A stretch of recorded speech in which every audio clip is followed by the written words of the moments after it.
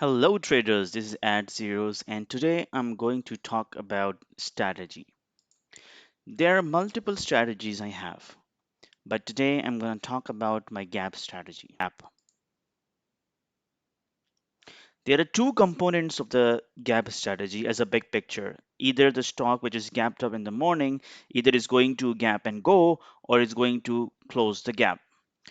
Me personally is more inclined to play gap and go. I would like to take a trend trade and trend towards a gap. But I would also like to see the overall market health and other components of the stock, which I'm going to discuss later, to see and make my plan whether this stock is going to a good candidate for the gap and go or not. Some of the factors I consider when I look at it whether this stock is a good candidate for the gap and go or not, I will see overall market strength and the weakness. Is the market is trending up? Is market is bullish or market is bearish? If it's the gap up stock, I would like to see a market in the strength mode. So I want to see, okay, market is really strength, market has a bullish sentiment, and this stock is gap and go, is gapped up, has a strength as well, has own catalyst, and the market is also very strong, so it's going to likely going to follow the market trend. So I'm going to see overall market strength, and if something is gapping down, I would like to see that market is also have a weaker node. Is on the what kind of a pivot it is on the higher end of the channel, is it lower on the lower end of the channel, it is in the middle of the channel. I will look at the stocks daily. What stocks look like? Is it just a gapped up and is very weak? Is a downtrending stock? Is just a dead cat bounce, or is it really a very strong stock and is gapped up on the further bullish sentiment? How does the weekly chart look like? It is a strength, it is overly extended, it is within the range, it's very strong, it's a weakness. All these factors, it helped me to identify and decide whether I can trust this gap or not. Other factor I will look at it, the stocks pre-market trend, whether it is uptrending, it is downtrending, it is sideways action, it is when the market going to open, it is opening uh, close to the pre-market high, or it is opening at the opening at the lows, close to the lows of the pre-market, or is in the middle of the range. All these factors help me to determine whether this stock has an ability to continue the gap trend or is going to fade out. And if I have a mindset that this stock has a potential to go gap and go, then I would like to see all the positive things here so then I can make decision and shortlist my candidate. So let's take an example of a CRM. On CRM on 18th of October, it was gapped up. And now what I was looking is to understand the factors we have discussed before, that whether this is a good candidate for the gap and go or not. And I'm going to give you a walk you through the example and how I've analyzed it. I'm going to show you my entries, that how I have managed that trade as well. So if you look at the daily, since we have now, we're recording the past, so just assume that we don't know that much story. We only know this is what happened here.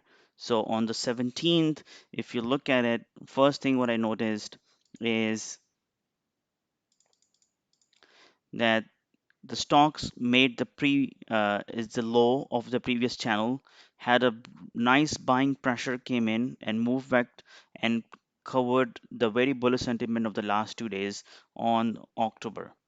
Now then the next day is a red and then green, and then the new is gapped up and the stock was opened close to the previous pivot, which was a high of the time. So what I'm looking at it, the stock is trying, really trying hard to move up and come out from the uh, come out from the previous pivot. So this is what my understanding is. Now, if I look at it, the 5 minutes on the pre-market, let me just open it, and we don't want to see uh, the previous one here, all of the days here.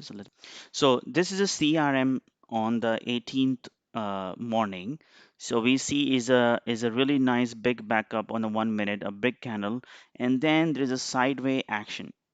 And then what I see here from 8 around 9 o'clock to 9:25, there is a single base being created around the 155 level. And as you know, the 155 is also the whole number, which is have all power as well. So now what I see here, that stock is range from 159 to 150 is almost $10 range. And right now, in the pre-market, stock is in the middle of the range of that high and low. Okay, and we also saw in the daily chart that the trade that the stock is trying to move out from the pivot. Now, if we go back and just for 1 second, and we'll see what SPY was doing on the 18th, that will help us to understand what are we going to do here. So you look at it here on the 18th, the SPY is also gapping up. So it's mean that stock is also found, market is also found the bottom, try to push up, similar structure, and SPY is also trying to break out from the previous highs of October. So we see a similar kind of a push. Market is also trying to push up, and the stock is also trying to push up. Now let's go back to CRM. So for me, what I will do is marking the levels now. So for me, the main level is here on the 155 level. I will also mark the pivot high, which is here around 156, and then the high of that candle here, and I will also mark close to the high, which is the topping tail. And I think that these are the keys, and then there is a topping tails, so that's not relevant uh, for me to play that level. So now what I'm going to see here, that how is market going to open. So now let's remove the pre-market data and see what happened. And before I do that, I also want to show you how did I trade it. So for gap and go is very important when you to see that first you want people to take profit, and then you need to get it into the trade. So look at it what happened. If you go back, we know we have marked the 155 level. Okay, this is my actual execution and entry, that how I did that. So you won't able to see. I will go back to the previous chart, but look at this. So the first minute candle was really sell off, and then we see there is a support around the 155 level. The moment it had a support around 155, I went long, added into the position. It's further breakout. I see, I really like it, the momentum is coming. And if I show you the volume, you look at the volume started coming in, so I added more into the position and I took the profit around the 157. Now am I, and then I stopped out here. So now let's look back, go back to the chart where we have marked the levels. Okay, so look at it how it is. Did I find the support? That's exactly the support we have marked. They found the support. I went long.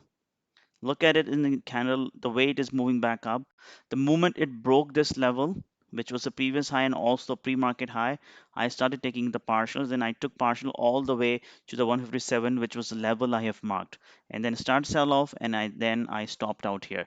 Yeah, if I go do a sideway, you can see here, look at it here, that exactly the way we have marked, and it is exactly the way I have traded. So it's very important to mark those levels, have the plan ready, and once you have the plan ready, then you execute based on the plan, based on the levels you have.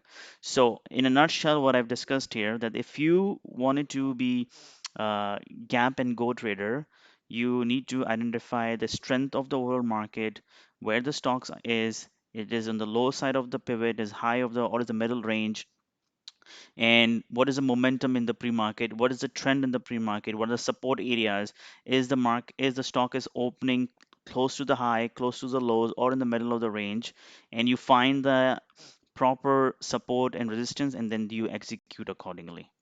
So that's I wanted to. If you really enjoyed that and learned from this video, I would really appreciate if you give me thumbs up, subscribe to my channel, and leave your comments if you have any questions around that. And I will answer it, and maybe I will make another video if you have more requests. Thank you so much.